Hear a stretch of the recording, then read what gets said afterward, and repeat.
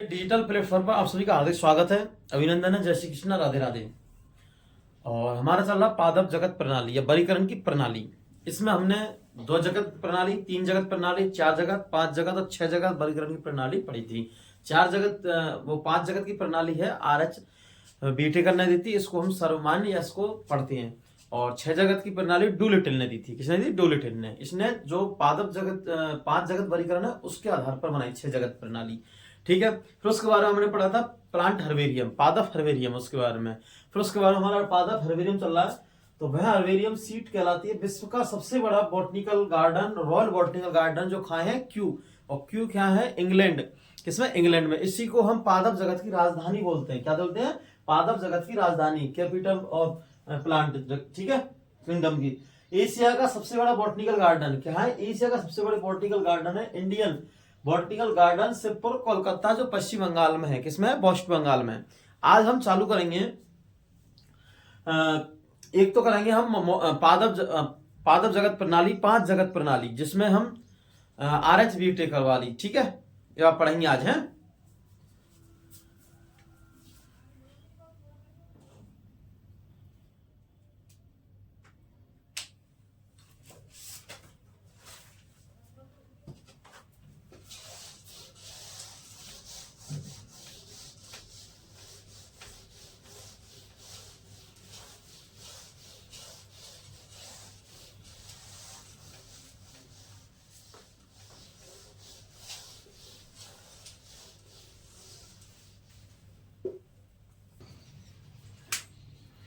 हाँ, कुछ सर्वे है, जैसे देखो zoological survey of India Kolkata में है। कहां पर है? जूलॉजिकल सर्वे ऑफ इंडिया, ये क्या है? कोलकाता में। कहां पर है? कोलकाता में स्थित है। ठीक है। दूसरा बॉटनिकल सर्वे ऑफ इंडिया, ये भी कलकत्ता में स्थित है। कहां पर है? कलकत्ता में। जैसे जूलॉजिकल सर्वे ऑफ इंडिया ये कलकत्ता में है, ठीक है, और बॉटनिकल सर्वे ऑफ इंडिया ये भी कलकत्ता में। किसमें? कलकत्ता में। फॉरेस्ट रिसर्च इंस्टीट्यूट क्या है? फॉरेस्ट रिसर्च जो हमारा इंस्टीट्यूट है ये कहा है? देहरादून। देहरादून कहां पर? उत्तराखंड में। कहां पर है? उत्तराखंड में। देहरादून है जो उत्तराखंड में स्थित है। ठीक है। अब उसके बाद में जो हमारे जो पौधे हुए क्या है? पौधे, पादप है, उनको जो पौधों को वैज्ञानिक नाम देने हेतु अंतरराष्ट्रीय नियम है। किसके हैं? अंतरराष्ट्रीय नियम है। पौधों को वैज्ञानिक नाम देने हेतु अंतरराष्ट्रीय नियम है। जो पौधे को और जंतुओं को, किसको? पौधों को और जंतुओं को, पौधों को वैज्ञानिक नाम देने हेतु अंतरराष्ट्रीय नियम ICBN, इसका फुल फॉर्म होती है international code of botanical nomenclature. क्या होता है? International code of botanical nomenclature. इसी प्रकार से जंतुओं के भी होते हैं, लिखते इसमें जंतुओं को वैज्ञानिक नाम देने हेतु जो अंतरराष्ट्रीय नियम होते हैं, क्या होते हैं? अंतरराष्ट्रीय नियम, इन्हें कहते हैं अंतरराष्ट्रीय नियम कहते हैं हम ICZN। क्या कहते हैं? ICZN। ICZN की फुल फॉर्म होती है ICZN की इंटरनेशनल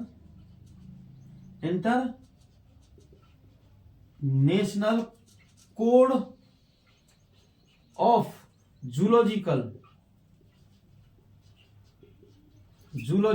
नोमेनक्लेचर।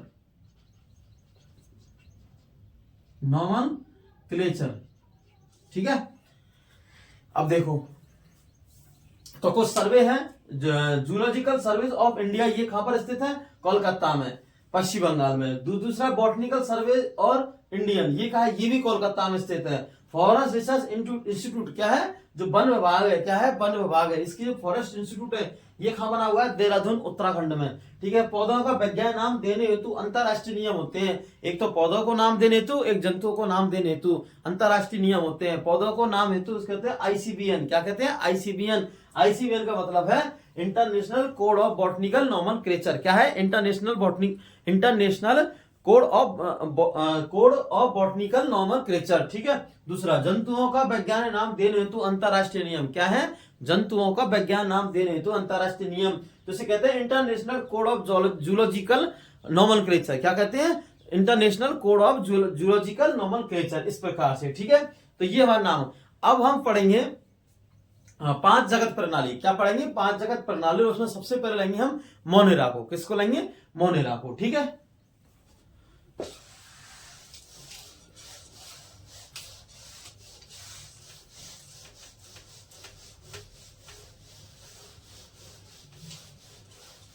अब हम पढ़ेंगे 5 जगत प्रणाली। क्या पढ़ेंगे? 5 जगत प्रणाली। 5 जगत प्रणाली, वर्गीकरण की प्रणाली में हम पढ़ेंगे 5 जगत प्रणाली। किसने दी थी?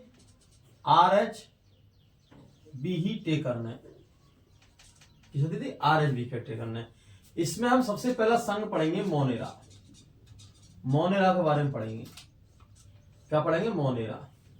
मोनेरा में प्रोकैरियोट, तो उसको पढ़ेंगे प्रोकैरियोट को।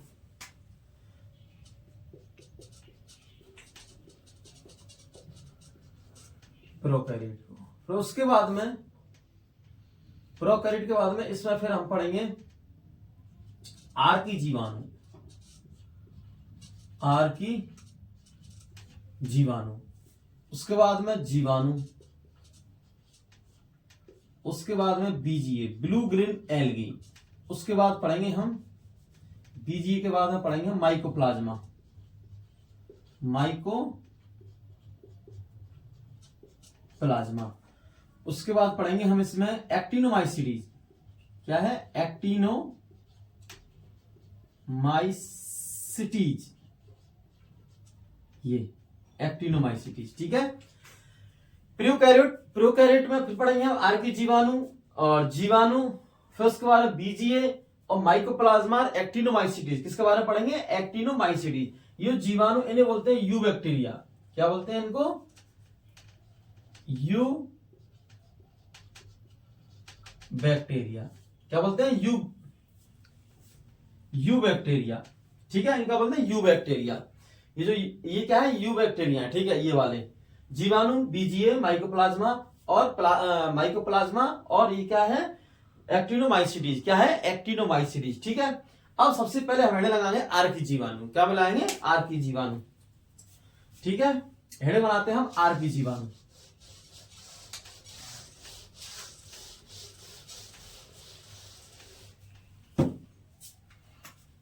फर्स्ट नंबर का हेडेंगे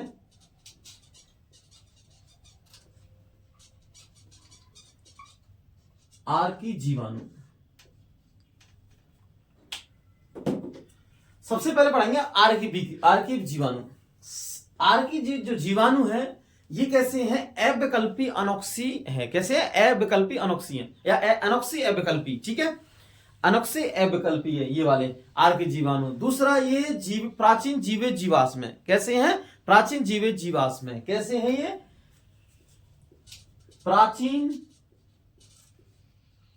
जीवित जीवाश्म। प्राचीन जीवित जीवाश्म का मतलब है कि जब से इनका निर्माण हुआ है, इसका आर्की जीवाणु का, उसके बाद में जब से इनका निर्माण हुआ है उससे लेके अब तक इनकी संरचना में कोई बदलाव नहीं हुआ। क्या नहीं हुआ? कोई संरचना में इनकी कोई बदलाव नहीं हुआ। इसलिए क्या कहते हैं हम? प्राचीन जीवित जीवाश्म। इनकी संरचना पहले थी, ऐसे ही अब भी है, ठीक है। दूसरा, ये क्या है? ऐसे वातावरण में पाए जाते हैं जहां पर सामान्य जीवन जीना कैसा होता है? कठिन। जैसे दलदल क्षेत्र में। कैसे? दलदली क्षेत्र में। और लवणीय क्षेत्रों में। कैसे? दलदली क्षेत्रों में, लवणीय क्षेत्रों में।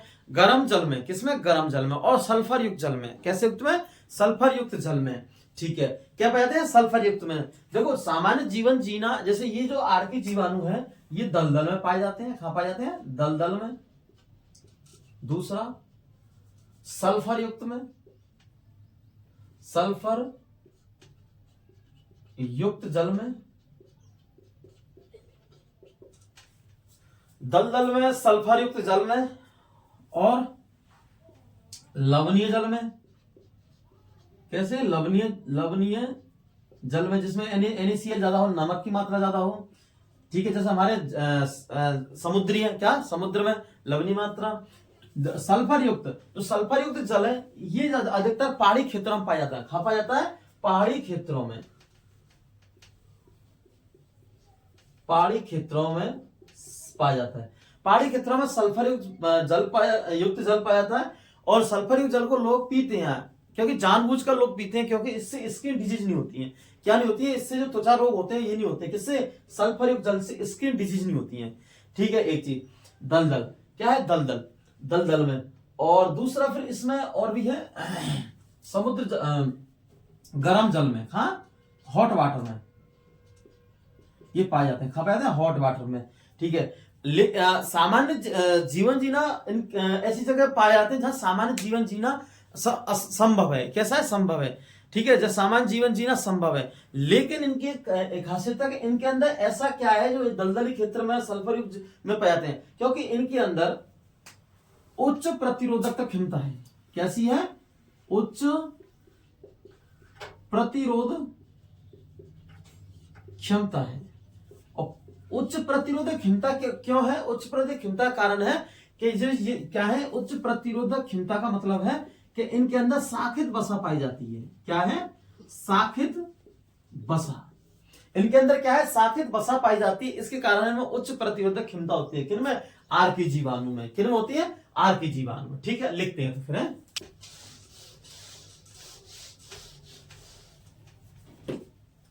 हाँ, तो इसमें लिखते हैं ये अविकल्पी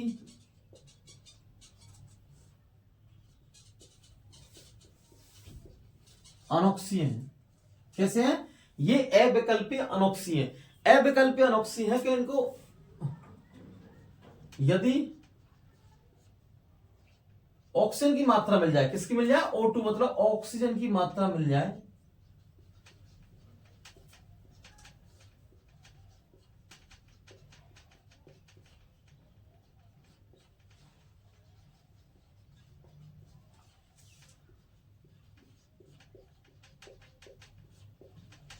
जीवित नहीं होते हैं। जैसे ये क्या है? अविकल्पीय अनोक्सीय। अविकल्पीय अनोक्सीय का मतलब होता है यदि O2 ऑक्सीजन की मात्रा में जीवित नहीं रहते हैं। क्या नहीं रहते हैं? जीवित नहीं रहते हैं। क्या नहीं रहते हैं? जीवित नहीं रहते, अर्थात मृत हो जाते हैं। ठीक है, क्या होते हैं? मृत हो जाते हैं। ठीक है, कि अविकल्पीय अनोक्सीय है। और दूसरा नेक्स्ट पॉइंट देखते हैं इसमें, ये प्राचीन जीवित जीवाश्म। कैसे हैं? ये प्राचीन जीवित जीवाश्म है। कैसे हैं ये? प्राचीन जीवित जीवाश्म है। कौन? ये आर की जीवाणु। कैसे? प्राचीन जीवित जीवाश्म। प्राचीन जीवित जीवाश्म का मतलब होता है कि इनकी संरचना,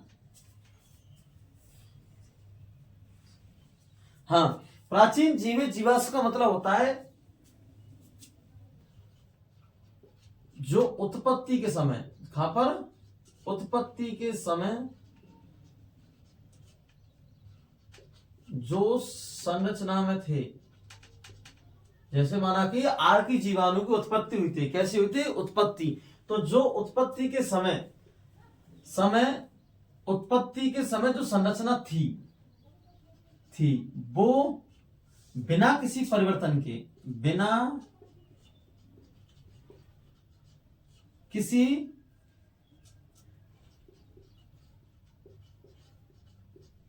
परिवर्तन के आज विद्यमान हो।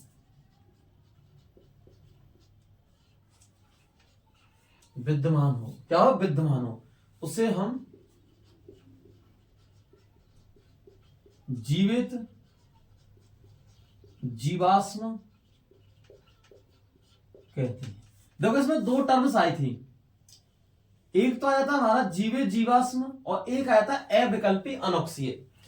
अविकल्पी अनोक्सीय का मतलब होता है यदि उनको O2 की अनोक्सीजन की मात्रा मात्रा में जीवित नहीं रहते हैं। अगर उनको O2 की मात्रा मिल जाए अर्थात वे मृत हो जाते हैं। क्या होते हैं? मृत मतलब मरे हुए, मर जाते हैं। ठीक है।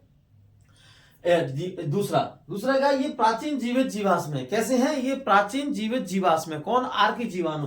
प्राचीन जीवित जीवाश्म का मतलब होता है कि जो उत्पत्ति के समय जो संरचना थी, कैसी थी? उत्पत्ति के समय जो संरचना थी किसकी? आर्की जीवाणु की, वही बिना किसी परिवर्तन के आज विद्यमान हो। कैसी हो? बिना किसी परिवर्तन के आज विद्यमान हो, उसे जीवित जीवाश्म कहते हैं। क्या कहते हैं? जीवित जीवाश्म। जैसे आर्की जीवाणु। ठीक है। कैसे? आर्की जीवाणु। जैसे पहले कुछ समय पहले हमारे डायनासोर थे। कैसे थे? डायनासोर। अब डायनासोर की पहले की संरचना थी, उसके बाद में डायनासोर विलुप्त हो गए। क्या हो गए? विलुप्त। तो उनका कोई अता पता नहीं है, तो उन्हें तो हम जीवाश्म कहते हैं। कैसे कहते हैं? जीवाश्म। लेकिन जो पहले से है संरचना है वो, उस पर कोई परिवर्तन नहीं हुआ। कन्या उसकी संरचना में कोई परिवर्तन नहीं हुआ, जैसे हैं ऐसे ही हैं। तो उसके बाद में उन पर बिना किसी परिवर्तन के आज विद्यमान हो। क्या विद्यमान हो? उसे हम जीवित जीवाश्म कहते हैं। क्या कहते हैं? जीवित जीवाश्म। ठीक है। जैसे क्या है, मनुष्य की बात आती है, होमो सैपियंस की, मानव की। तो मानव को हम प्राचीन समय से जानते हैं, लेकिन हमारे अंदर परिवर्तन हुए। क्या हुए? परिवर्तन। पहले हम चिंपैंजी थे, उसके बाद में धीरे धीरे हमारे चेंजिंग आए थे, उसके बाद में हम नए बुद्धिजीवी मनुष्य बने थे। तो ऐसे हम उसको नहीं कह सकते हैं। किसको? मनुष्य को। कि मनुष्य प्राचीन जीवित जीवाश्म है। लेकिन अगर हमारे अंदर कोई चेंजिंग नहीं होता, तो हम अगर पहले हमारे पूर्वज जैसे कहते हैं बंदर थे, चिंपैंजी, अगर हम चिंपैंजी होते बंदर, तो हम उसके संरचना में कोई परिवर्तन नहीं होता, तो हम जीवित जीवाश्म कहलाते। लेकिन हमने पहले कच्चा मांस खाते थे, कपड़ों शरीर पर कोई कपड़े नहीं लगाते। उसके बाद में फिर हमने डेवलपमेंट किया कि हम कपड़े जो जो हमारे पत्तियां वगैरह होती उनसे कपड़े पहनते थे। फिर उसके बाद में जानवरों की खाल होती उसको हम कपड़ों से धारण करते। उसके बाद में गुफा में रहते। आजकल हम घर बनाने लग गए, और आज का मनुष्य तो बहुत बुद्धिजीवी है, तो उसने क्या परिवर्तन किए? क्या किए? संरचना में अपने में परिवर्तन किए। इसलिए मनुष्य को जीवित जीवाश्म नहीं कह सकते। लेकिन जो हमारे आर्की जीवाणु है, इसने क्या किया? जो उत्पत्ति के समय संरचना थी, क्या थी? जो उत्पत्ति के समय संरचना थी किसकी? आर्की जीवाणु की, वो बिना किसी परिवर्तन के आज भी विद्यमान है। क्या है? आज ही विद्यमान है। इसलिए इनको प्राचीन जीवित जीवाश्म कहते हैं। दोनों चीज क्लियर हो गई आपकी कि एक तो अविकल्प एनॉक्सी मतलब O2 मतलब ऑक्सीजन की मात्रा कैसी में जीवित नहीं रहते हैं। कैसे रहते हैं? मतलब O2 की मात्रा अधिक हो जाएगी तो यहाँ जीवित नहीं रहते हैं, मृत हो जाते हैं। दूसरा, प्राचीन जीवित जीवाश्म, जो उत्पत्ति के समय संरचना थी वही संरचना बिना किसी परिवर्तन के। कैसे? बिना किसी परिवर्तन के। किसके परिवर्तन के? बिना किसी परिवर्तन के आज विद्यमान हो, उसे हम कहते हैं जीवित जीवाश्म। ठीक है। और जीवाश्म की बात तो करें तो जीवाश्म होता है जैसे हमारे डायनासोर का जीवाश्म। कैसा? डायनासोर का, उसकी संख्या विलुप्त हो गई तो उसके कुछ अवशेष हमें मिले, उसे कहते हैं हम जीवाश्म। क्या कहते हैं? जीवाश्म मिले। कहीं खुदाई करते हैं मोहनजोदाड़ो में, ठीक है, सिंधु घाटी सभ्यता की, तो हमें कुछ अवशेष मिलते हैं, उससे लगाते हैं जीवित जीवाश्म है कि वो जीवाश्म है, लेकिन जीवित जीवाश्म नहीं कह सकते हो। ठीक है, उसको दैट क्लियर्स। अब बढ़ते हैं नेक्स्ट पॉइंट लिखते हैं इसमें।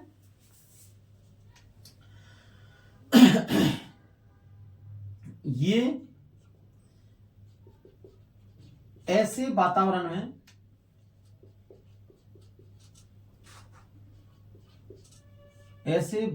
में पाए जाते हैं। ये ऐसे वातावरण में पाए जाते हैं जहां सामान्य जीवन जीना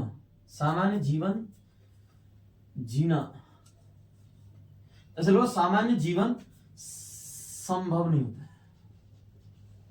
संभव नहीं होता है। सामान्य जीवन संभव नहीं है। ऐसे लोग सामान्य जीवन संभव नहीं है। ऐसे वातावरण पाए जाते हैं कौन? आर्की जीवाणु में सामान्य जीवन संभव नहीं है। जैसे कैसे वातावरण है? तो जैसे सल्फर युक्त में, किसमें? सल्फर युक्त जल में, ठीक है, दल क्षेत्र में या दलदलीय क्षेत्र में, ठीक है, खारे पानी में, लवणीय पानी में, खारे पानी में, ठीक है, और गर्म जल में। किसमें पाए जाते हैं? सल्फर युक्त जल में, दलदलीय क्षेत्र में और गर्म जल में। क्या है? गर्म जल में। अब सामान्य जीवन जीना कठिन है, सामान्य जीवन जीना संभव नहीं है, इसका मतलब इनके अंदर ऐसी कोई प्रकृति होगी कि इसमें खारे सल्फर युक्त जल में भी रह सकते हैं, दलदली क्षेत्र में रहते हैं, खारे पानी में और गर्म जल में। ठीक है, किसमें? गर्म जल में। इसमें रहने का कारण है कि इनके अंदर उच्च प्रतिरोधक क्षमता पाई जाती है। कैसे मिलती है? प्रतिरोधक क्षमता अधिक होती है इनकी। क्या होती है? उच्च प्रतिरोधक क्षमता होती है। और उच्च प्रतिरोधक क्षमता कारण है कि इसके अंदर साखित क्या मिलती है? बसा मिलती है। ठीक है, इनमें मतलब इनकी ऐसे लग लो, इनकी उच्च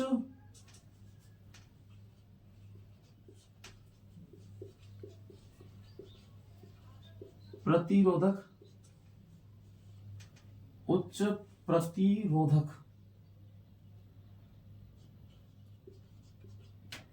क्षमता पाई जाती है। इनकी उच्च प्रतिरोधक क्षमता पाई जाती है। उच्च प्रतिरोधक क्षमता कारण है क्योंकि इनके अंदर इनकी उच्च प्रतिरोधक क्षमता पाई जाती है क्योंकि इनमें साखित बसा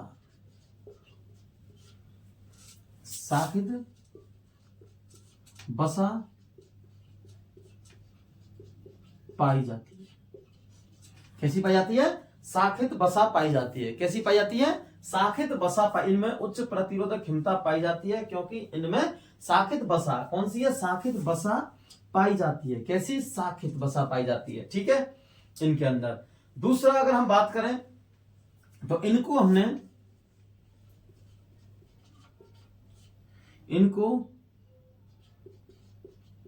3 वर्गों में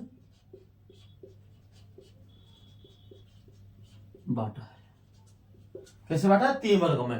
3 वर्ग कौन कौन से हैं? एक तो है मेथोनोजन। कैसे है? मेथोनोजन, एक हेलोफिल्स, एक थर्मो एसिडोफिल्स है। पहला कौन सा है? मेथोनोजन।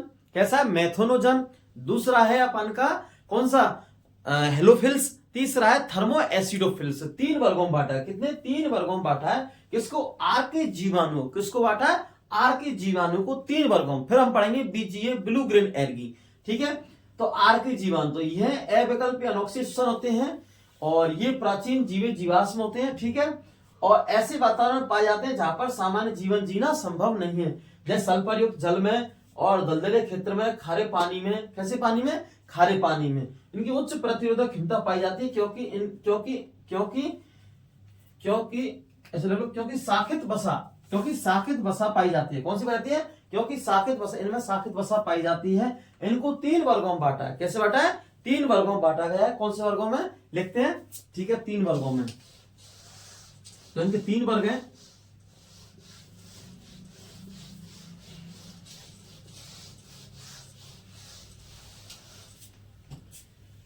पहला तो है मेथेनोजन वर्ग। ठीक है, मेथेनोजन। दूसरा है हेलोफिल्स।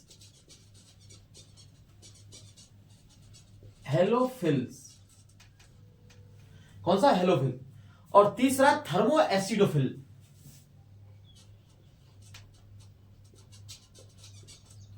Thermo acidophils.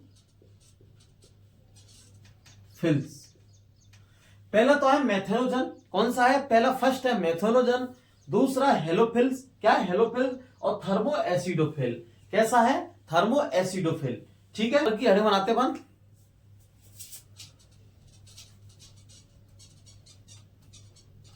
मेथेनोजन फर्स्ट वर्ग हमारा मेथेनोजन। मेथेनोजन में क्या बनाते हैं? ये मेथेन बनाते हैं। क्या बनाते हैं? सबसे पहले तो मेथेन बनाते हैं। दूसरा इसके एग्जांपल की और ये है दलदल क्षेत्र या बाह्य मल में पाए जाते हैं। कैसे? दलदल क्षेत्र में और बाह्य मल में पाए जाते हैं। इसमें अगर बात करें इसके एग्जांपल की तो मेथेनोकोकस और मेथेनोबैक्टीरियम। और एक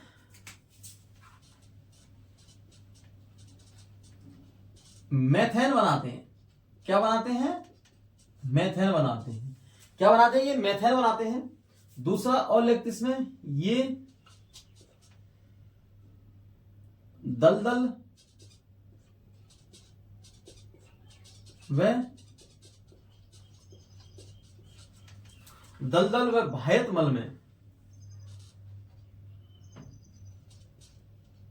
बाह्यत मल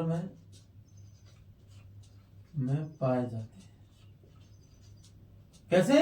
ये दलदल व बाह्यत मल में पाए जाते हैं। अगर इसके एग्जांपल की बात करें तो मेथेनो कोकस, एक तो मेथेनोकोकस और दूसरा मेथेनोबैक्टीरियम।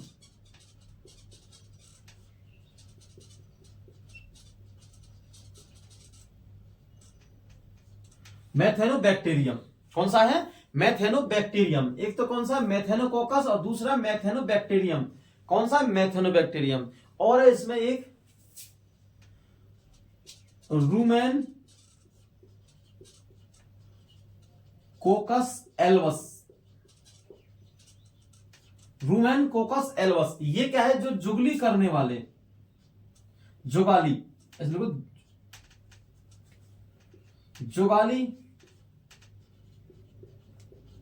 करने वाले पशुओं की आंत में पाया जाता है। किसमें? आंत्र में पाया जाता है। ठीक है, तो क्या है? मेथेनोजन, ये मेथेन बनाते हैं। क्या बनाते हैं? मेथेन गैस, जो घरों में यूज लेते हैं। ठीक है। दूसरा, ये दलदल क्षेत्र में या बाह्यत मल में पाए जाते हैं। कैसे पाए जाते हैं? बाह्यत मल में, जो सीवेज लाइन है। दूसरा क्या है? घर के जो मवेशियों के काऊ डंक है, ठीक है, उनमें पाए जाते हैं। और कौन से? मेथेनोकोकस और मेथेनोबैक्टीरियम। दूसरा है रूमेन कोकस एल्वस। क्या है? रूमेन कोकस एल्वस, ये जुगली करने वाले पशुओं की आंत में पाए जाते हैं। किसमें पाए जाते हैं? आंत में। ठीक है। दूसरा देखते हैं हम, नेक्स्ट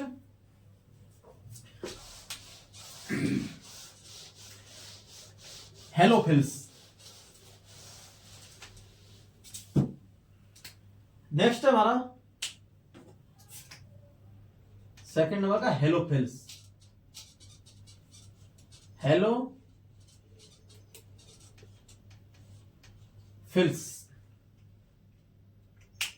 क्या है? हेलोफिल्स, हेलोफिल्स में ये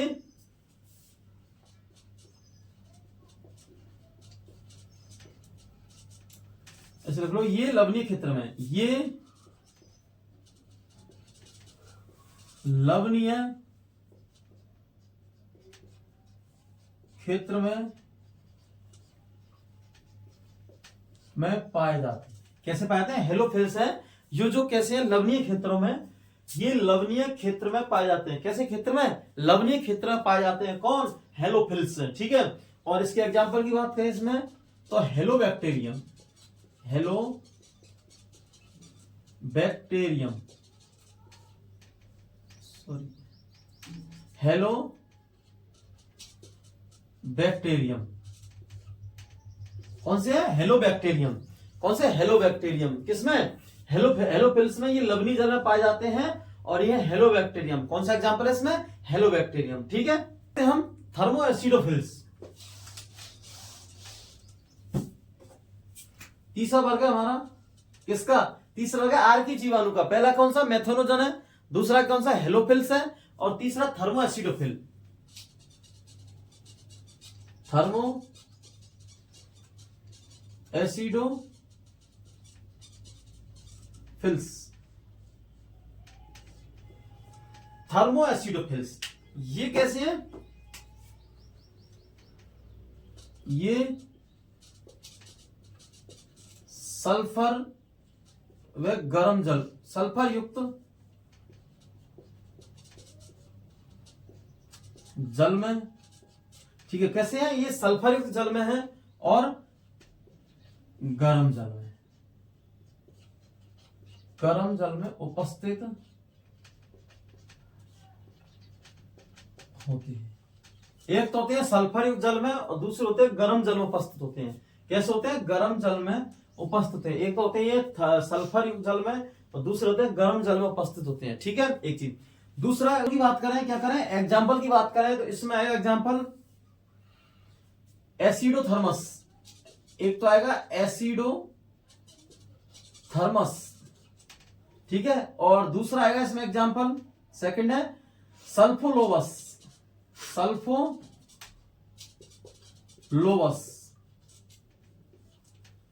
एक एग्जांपल इसमें एसिडोथर्मस, कैसा है एसिडोथर्मस, दूसरा है सल्फोलोबस। कौन सा है सल्फोलोबस, ठीक है। तो ये सल्फर युक्त जल में कैसे थर्मो एसिडोफिल्स है, तीसरा वर्ग आर्की जीवाणु का तीसरा वर्ग है, कैसा है तीसरा वर्ग है, ठीक है। सल्फर युक्त जल में, गर्म जल में उपस्थित होते हैं एसिडोथर्मस और सल्फोलोबस। कौन सा है सल्फोलोबस, एग्जांपल है इसके दो, पहला तो कौन सा है एसिडोफिल और दूसरा है पहला तो है एसिडोथर्मस और दूसरा है सल्फोलोबस, ठीक है। सेकंड पढ़ते हैं हम ब्लू ग्रीन एल्गी, बी, ठीक है। मोनेरा का सेकंड हमारा blue green algae.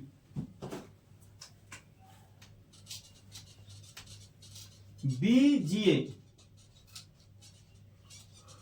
Blue green algae, मतलब नील हरित शैवाल। कौन सा है नील हरित शैवाल, साइनोबैक्टीरिया,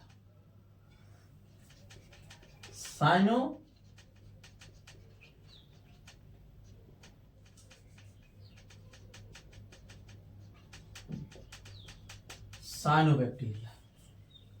कौन सा साइनोबैक्टीरिया, नील हरित शैवाल, ब्लू ग्रीन एल्गी, इसको पढ़ेंगे हम। ब्लू ग्रीन एल्गी नील हरित शैवाल है, कैसे नील हरित शैवाल है, कैसा नील हरित शैवाल, इसके बारे में पढ़ेंगे। तो इनको क्या वर्णक के आधार पर, इनमें वर्णक होते हैं, वर्णक कौन सा है R phycocyanin,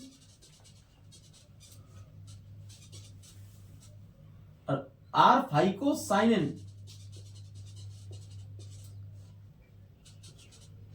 chlorophyll A, R phycocyanin, chlorophyll A, carotene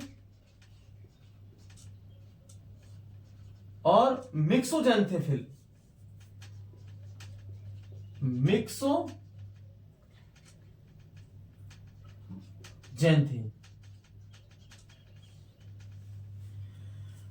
are phycocyanin, chlorophyll, carotene, myxoxanthin. क्या है मिक्सोजेंथिन नामक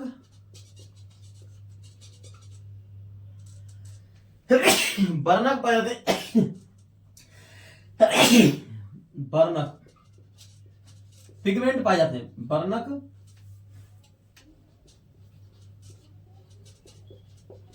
पाए जाते हैं, नामक वर्णक पाए जाते हैं, पिगमेंट कैसे हैं, नामक वर्णक पाए जाते हैं मिक्सोजेंथिन, ठीक है। तो आर फाइकोसाइनिन, क्लोरोफिल ए, कैरोटीन और मिक्सोजेंथिन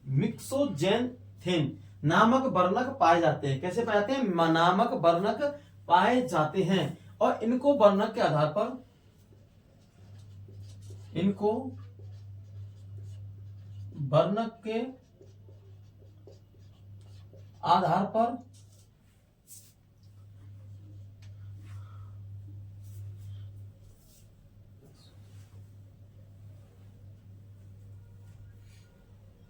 मिक्सोफाइसी, साइनोफाइसियन,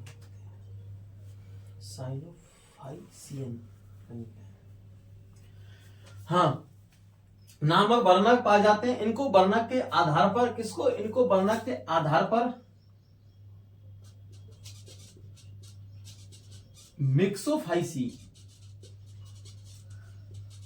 व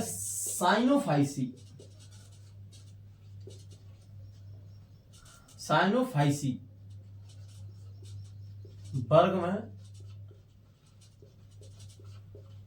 रखते हैं। कैसे है, सबसे पहले तो इनमें जो ब्लू ग्रीन शैवाल है, कैसे नीरज शैवाल, साइनोबैक्टीरिया, फाइकोसाइनिन, आर फाइकोसाइनिन, दूसरा है इसमें क्लोरोफिल ए, कौन सा क्लोरोफिल ए, कैरोटीन, मिक्सोजेंथिन। क्या है मिक्सोजेंथिन नामक वर्णक पाए जाते हैं, पिगमेंट पाए जाते हैं इसमें। कौन से है हमारे, एक तो आर फाइकोसाइनिन, क्लोरोफिल ए, कैरोटीन और मिक्सोजेंथिन। कौन सा है मिक्सोजेंथिन वर्णक पाए जाते हैं, नामक वर्णक पिगमेंट पाए जाते हैं। कौन से पाए जाते हैं, पिगमेंट। और इन वर्णों के आधार पर इनको मिक्सोफाइसी में और साइनोफाइसी वर्ग में रखते हैं। कैसे? इनको वर्णक के आधार पर मिक्सोफाइसी, कैसे है? मिक्सोफाइसी और साइनोफाइसी वर्ग में रखते हैं। ठीक है, एक चीज। दूसरा क्या है, इनमें जो संचित भोजन है, इनमें संचित भोजन, संचित मतलब स्टोरेज फूड, संचित भोजन है क्या? इनमें जो स्टोरेज फूड है ये रहता है फाइकोसाइन, वो साइनो फाइसियन सियन साइन, यस, इसका क्या है, सॉरी, मतलब इसमें क्या है, जो संचित भोजन है साइनोफाइसियन है। कैसा है? साइनोफाइसियन है। कौन सा? साइनोफाइसियन। यह एक प्रकार की प्रोटीन है। कैसे है? प्रोटीन। ठीक है, क्या है? एक प्रकार की प्रोटीन है। कौन? साइकोफाइसियन, कौन सा? साइकोफाइसियन नामक संचित भोजन है इसमें, और यह एक प्रकार की प्रोटीन है। कैसी है? प्रोटीन। तो यह एक प्रकार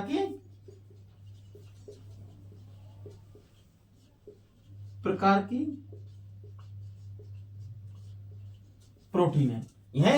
इनमें संचित भोजन साइनोफाइसियन पाया जाता है, और यह एक प्रकार की प्रोटीन है। ठीक है, दूसरा है ये साइकस के साथ अंतःपादपीय होते हैं। अंतःपादपीय होते हैं। अंतःपादपीय का मतलब होता है किसका? अंतःपादपीय का जो अंतःपादप, ये साइकस के साथ में अंतःपादपीय होते हैं। कैसे होते हैं? अंतःपादपीय। और अंतःपादक का मतलब जो कॉर्टेक्स भाग है, कौन सा? कॉर्टेक्स भाग में है, ये सहजीवन बनाते हैं। क्या बनाते हैं? सहजीवन। तो ये, और आगे फिर हम साइकस में पढ़ेंगे आगे कि कैसे अंतःपादपीय होते हैं। ब्लू कलर की ये कॉर्टेक्स भाग में सहजीवन के रूप में रहते हैं। सहजीवन के रूप में, ठीक है, कैसे रहते हैं? ये कॉर्टेक्स भाग में सहजीवन के रूप में रहते हैं। कौन? Blue Gill algae. किसके? नीलहरे शैवाल है कॉर्टेक्स भाग में। कौन से? साइकस के में। अंतःपादक का मतलब होता है, अंतःपादक के मतलब ये कॉर्टेक्स भाग में सहजीवन के रूप में रहते हैं। कौन रहते हैं? सहजीवन के रूप में। Blue green algae. कौन सी? ब्लू गिलिन एर्गी, नीलहरे शैवाल। कौन सा है? नीलहरे शैवाल। ठीक है, साइनोबैक्टीरियम, साइनोबैक्टीरिया। ठीक है, तो फिर से एक बार देखते हैं। ब्लू ग्रीन एल्गी है, जो ब्लू नीलहरे शैवाल बोलते हैं। इसको क्या बोलते हैं? नीलहरे शैवाल। इसमें वर्णक होते हैं आर फाइकोसाइनिन, क्लोरोफिल, एक कैरोटीन, मिक्सोजेंथिन। कौन सा? मिक्सोजेंथिन। 4 वर्णक है इसके अंदर। कौन से हैं?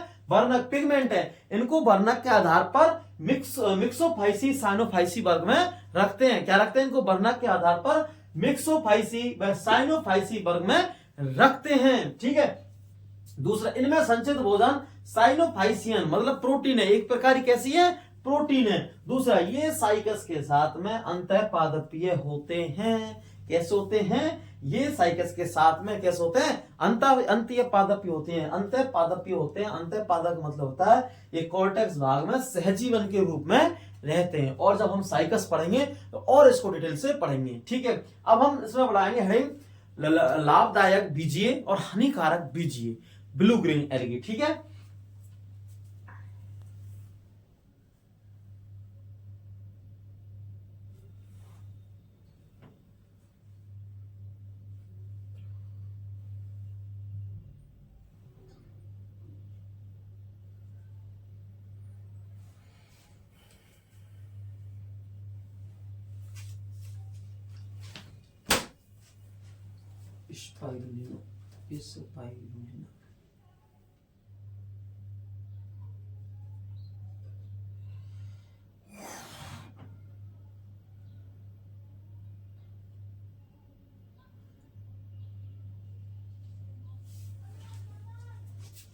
ठीक है, अब लगाते हैं लाभदायक ब्लू ग्रीन में हानिकारक बीजीय। ठीक है, हेडिंग बनाते हैं।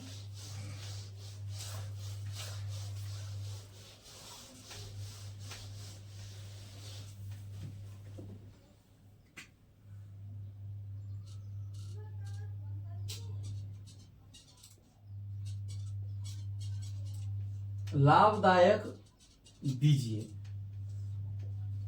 कौन से हैं? लाभदायक बीजीय। तो लाभदायक बीजीय जो नाइट्रोजन स्थिरीकरण के काम आते हैं। किसमें आते हैं? Nitrogen fixation. ये क्या आते हैं? नाइट्रोजन स्थिरीकरण, स्थिरीकरण में आते हैं। और ये में कौन से हैं? नॉस्टॉक एनावीना। कौन सा है? नॉस्टॉक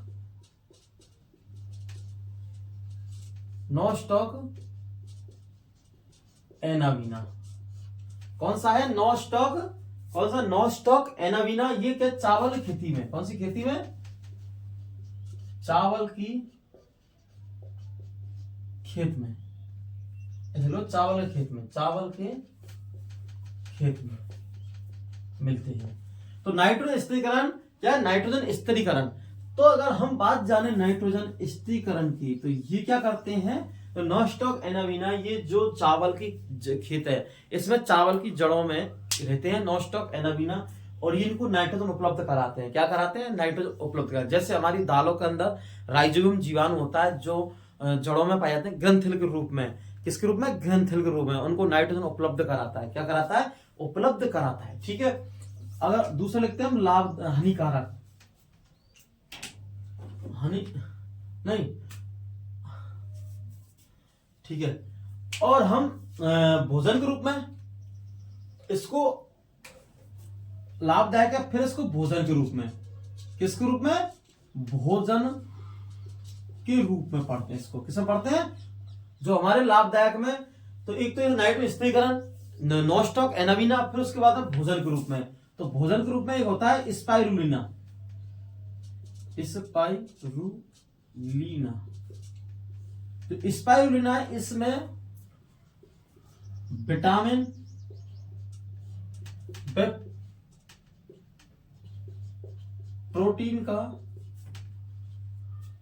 प्रोटीन की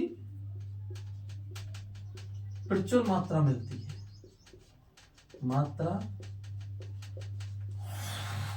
मिलती है। दूसरा है क्लोरेला।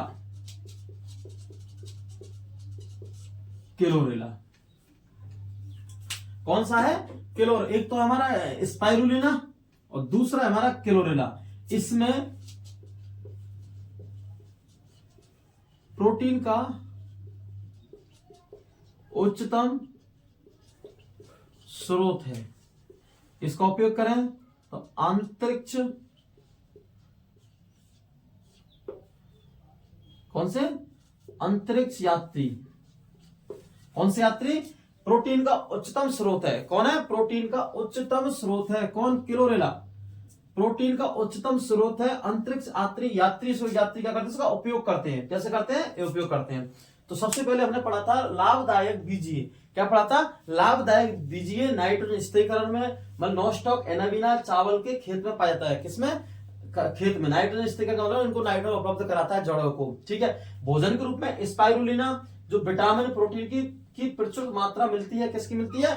विटामिन में प्रोटीन की प्रचुर मात्रा मिलती है। क्लोरेला प्रोटीन का उच्चतम स्रोत है। कैसा है?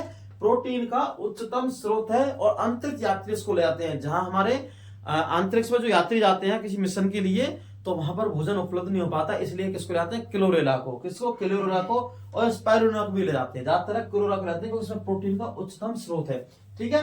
और स्पाइरुलिना को भी ले जाते हैं, कौन? अंतरिक्ष यात्री, जहां से उनको प्रोटीन वगैरह मिल सके। क्योंकि शरीर के अनुरक्षण का कार्य सबसे ज्यादा प्रोटीन करती है। शरीर में सबसे ज्यादा अगर किसी की आवश्यकता होती है तो प्रोटीन की होती है। किसकी होती है? प्रोटीन की।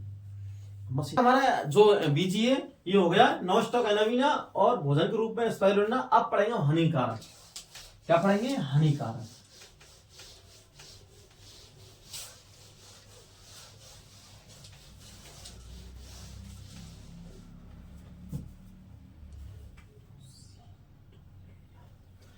हाँ, सेकंड है हमारा हानिकारक बीजीय। और इसमें जल प्रस्फुटन,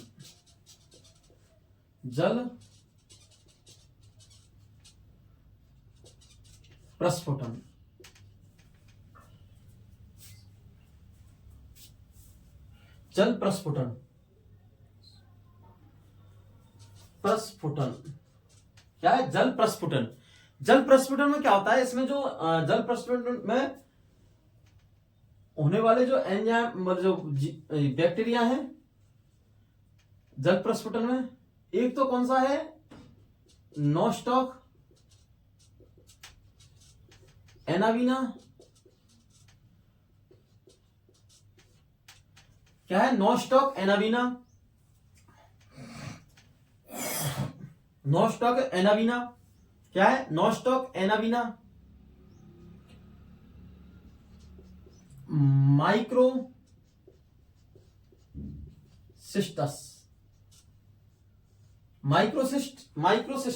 माइक्रोसिस्टिस। ठीक है, एक तो नॉस्टॉक एनावीना, माइक्रोसिस्टिस, और इसमें और है हमारा ऑसिटोलेरिया। ऑसिटोलेरिया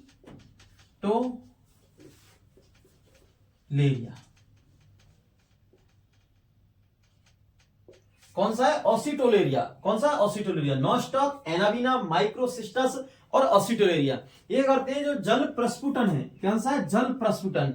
जल प्रस्फुटन में होता है क्या है कि ये जीव हैं, कौन से? ये नॉस्टॉक एनावीना, माइक्रोसिस्ट, ऑसिटोलेरिया, इनकी वृद्धि हो जाती है। कैसी होती है? इनकी वृद्धि हो जाती है जल के अंदर। जब जल के अंदर इनकी वृद्धि होती है, इनकी डीओ की मात्रा कम हो जाती है। किसकी मात्रा? डीओ की मात्रा कम हो जाती है। मतलब डीओ मतलब ऑक्सीजन की घुलनशील जो ऑक्सीजन है उसकी मात्रा कम हो जाती है, जिससे जलीय जीवों की मृत्यु हो जाती है। ठीक है, तो डीओ की मतलब घुलनशील, जो जल के अंदर जो घुलनशील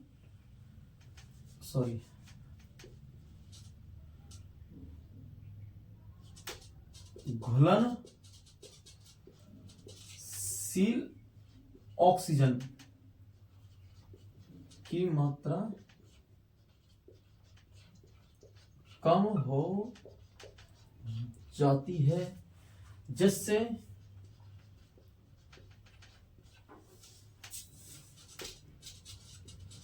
जलीय जीवों की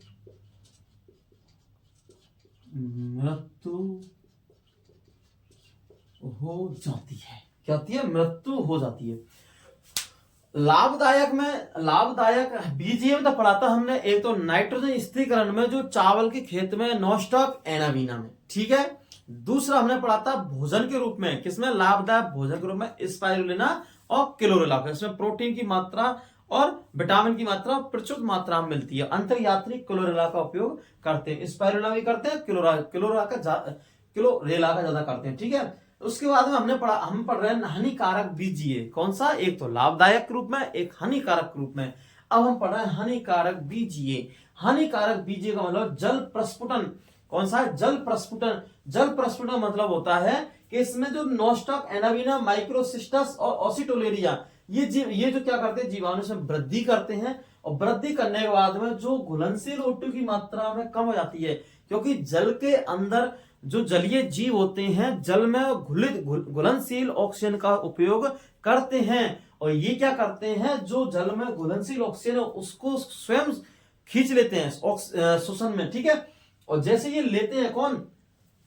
इसको ऑक्सीजन को अपने अंदर लेते हैं कौन? माइक्रोसिस्ट ऑसिटोलेरिया। इसमें ऑक्सीजन की मात्रा कम पड़ जाती है, मतलब डीओ की मात्रा कम पड़ जाती है। डिजोल्व ऑक्सीजन, डीओ का मतलब होता है डिजोल्व ऑक्सीजन, मतलब घुलनशील ऑक्सीजन। ठीक है, डीओ का मतलब डिजोल्व ऑक्सीजन, घुलनशील ऑक्सीजन की मात्रा कम हो जाती है। जब ये घुलनशील की मात्रा घुलित या घुलनशील ऑक्सीजन की मात्रा कम हो जाएगी तो क्या होगा? जलीय जीवों की इसमें मृत्यु हो जाएगी। क्या हो जाए? जलीय जीवों की मृत्यु हो जाएगी, और जो हमारा जल का स्रोत था वो दलदल में बदल जाएगा। किसमें बदल जाएगा? दलदल में, दलदलीय क्षेत्रों में बदल जाएगा। ठीक है, और जलीय जीव सारे इनकी मृत्यु हो जाएंगी। ठीक है, किसकी? जलीय जीवों की मृत्यु हो जाती है। अब पढ़ेंगे हम, लास्ट हमारा बचा है मतलब एक्टिनोमाइसिटीज। ठीक है, सी हमारा एक्टिनोमाइसिटीज।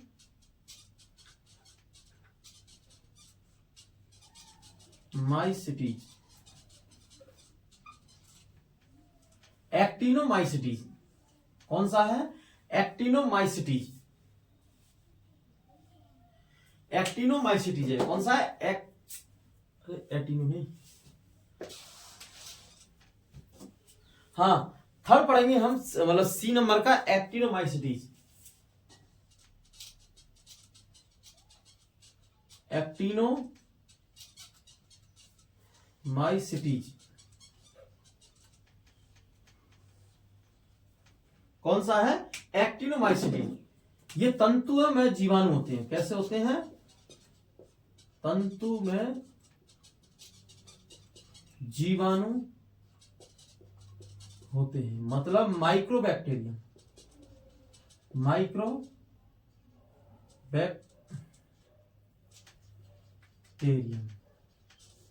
कौन से? माइक्रोबैक्टीरियम।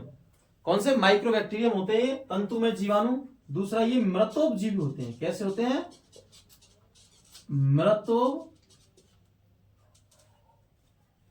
मृतोजीवी होते हैं। मृतोजीवी का मतलब मृतोपजीवी का मतलब होता है सड़े गले पदार्थों पर। कैसे? सड़े गले पदार्थों से, सड़े गले पदार्थों से भोजन प्राप्त करते हैं। प्रोटीन नहीं, भोजन।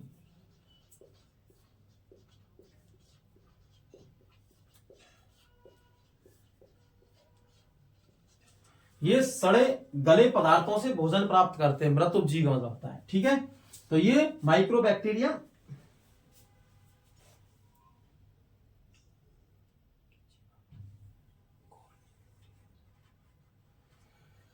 और ये नेक्स्ट लेते इसमें, ये उच्च वर्गीय कॉर्नी बैक्टीरियम से समानता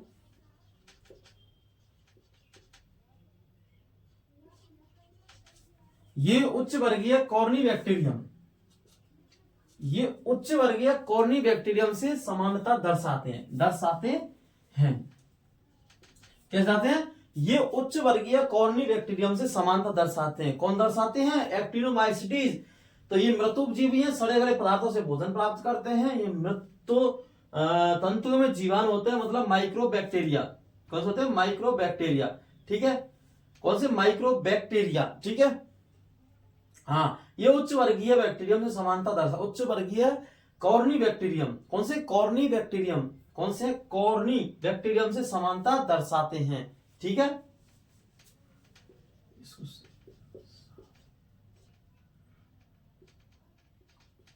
दर्शाते हैं। ठीक है, अगर इसकी बात करें एग्जाम्पल की बात करें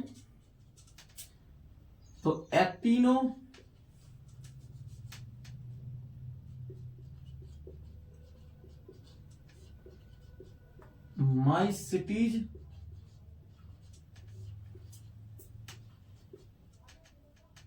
इजराइली।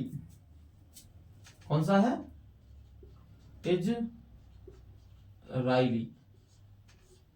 इजराइली है। ये कैसे? जो एक्टिनोमाइसिटीज है ये कैसे? इजराइली। कौन सा है? Actinomycetes Israeli. ये रोग फैलाता है। जो एक्टिनोमाइसिटीज है कैसा है? एक्टिनोमाइसिटीज है। ये एक्टिनोमाइसिटीज